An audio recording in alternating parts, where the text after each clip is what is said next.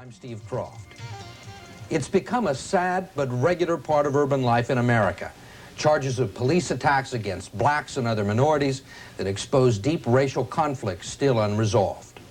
Last week it was Miami, where the shooting of an unarmed black motorcyclist touched off 3 nights of rioting. The week before that, it was Long Beach, California, where a news crew captured the following incident between a Long Beach police officer and a black passenger in a car that had been pulled over for straddling the white line. Turn around and put your hands on your head now. Why? Do it now, because I'm telling you to. What are you going to do? Put your hands on your head! You going to hit me with that stick? Yeah, I just might. For what? Put your hands on your head. For what? I don't know if you got a knife yet. Have a knife. Hands on your head, turn around!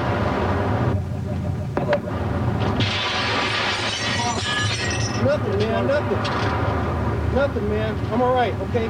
No problem.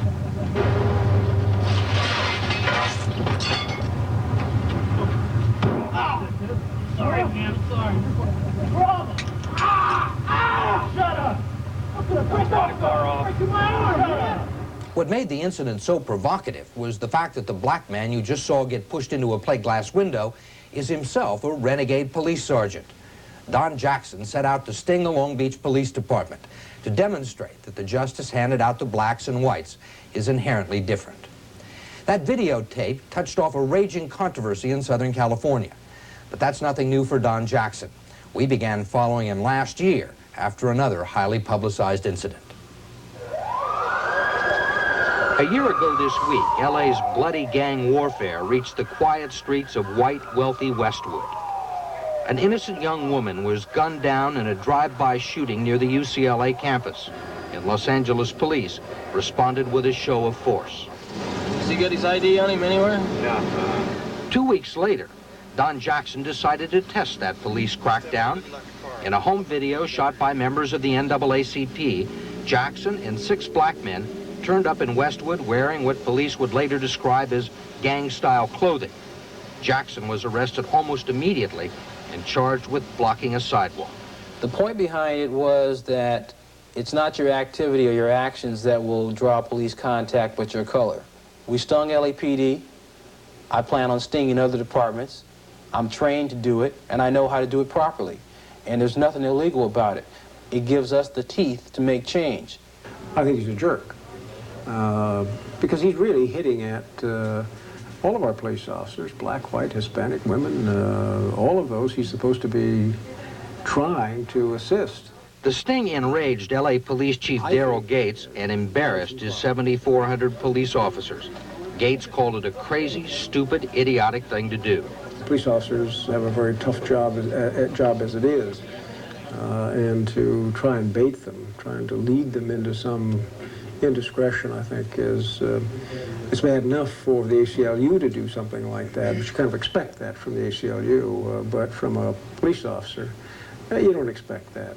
The misdemeanor charges against Jackson were eventually dropped.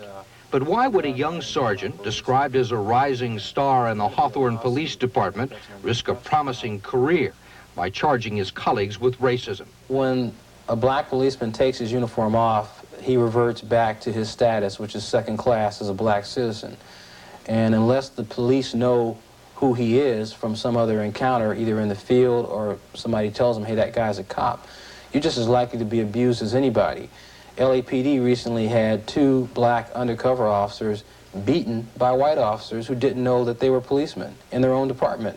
There is a difference in being a black police officer. I think they call it, black police officers call it the second-class badge. Ron Jenkins of the Glendale Police Department, Garland Hardiman of LAPD, and Greg Slaughter of the Santa Monica Police Department are all part of a group Don Jackson formed called Law Enforcement Officers for Justice.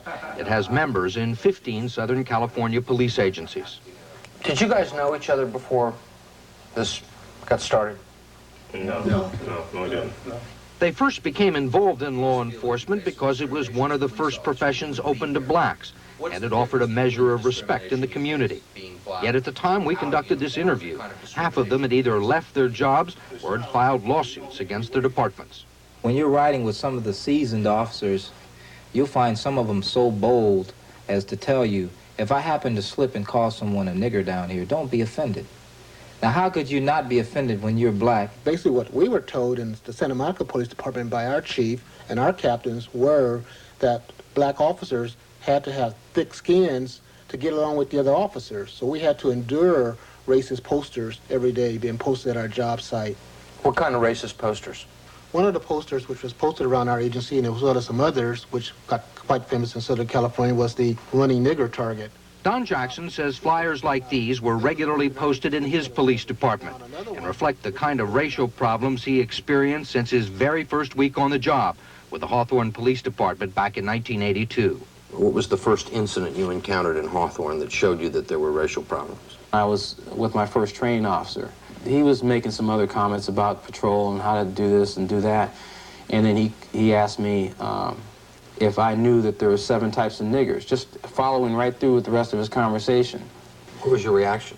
I wasn't sure that that's what he said, and I wanted to make sure that I understood what he was saying. And I asked him, I said, did you ask me if I knew that there's 7 types of niggers? And he said, yes. And then he goes on to describe them. He tells me there's swamp niggers, sand niggers, ghetto niggers, coon niggers, porch niggers, regular niggers, and black people. What happened after that? Did you report him? No, as a matter of fact, again, the irony of it is that these things were daily, and that this same person would invite me out for drinks, invite me over to his house for barbecue.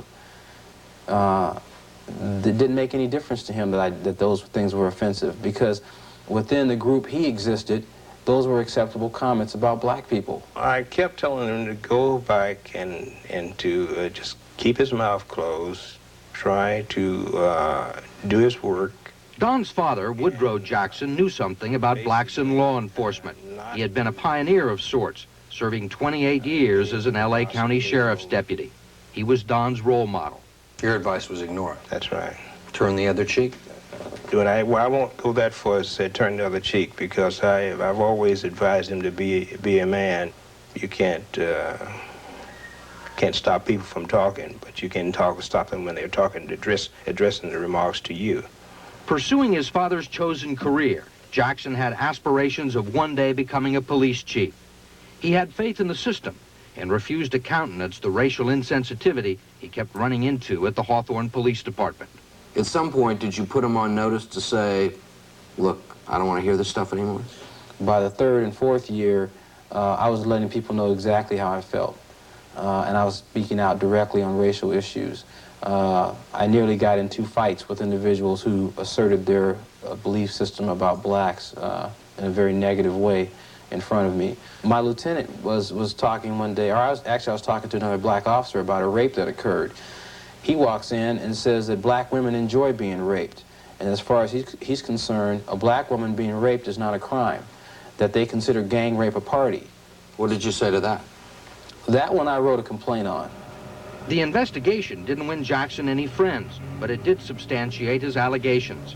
And Hawthorne Police Chief Kenneth Stonebreaker reprimanded the officer who had made the offending remarks.